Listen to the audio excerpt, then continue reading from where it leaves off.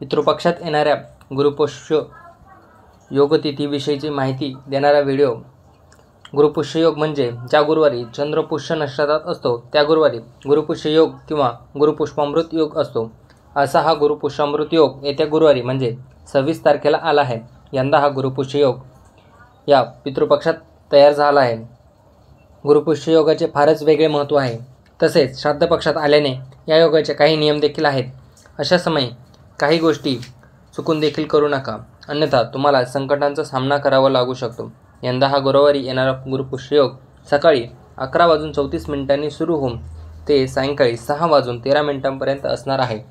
ज्योतिषशास्त्रानुसार या योगात आपण केलेले कोणतेही कार्य सफल होत असते, जसे की अध्यापन करणे, नवनवीन वस्तू घेणे किंवा गुंतवणूक करणे.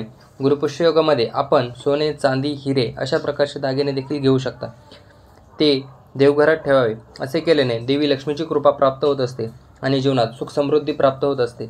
अशा योगदिने आपण वाहन खरेदी करू शकता. याचबरोबर नवीन घर देखील खरेदी करता येते किंवा नवीन घराचे बांधकाम करता येऊ शकते. तुमचा व्यवसाय असेल तर तुमच्या व्यवसायासंबंधित कामे करू शकता. गुरुपुष्य योगात गायीला गूळ खाऊ घालावे हे खूप शुभ मानले जाते. तसेच या दिवशी चांदीचा चौरस किंवा चौरंग खरेदी करून पूजा करावी. असे केल्याने आर्थिक संकटे दूर होतात, घरात प्रगती होईल. या योगामध्ये माता देवी लक्ष्मीची पूजा करावी, तसेच लक्ष्मी स्तोत्राचे पठण करावे. असे केल्याने जीवनात सुख समृद्धी येते, देवी लक्ष्मीची कृपादृष्टी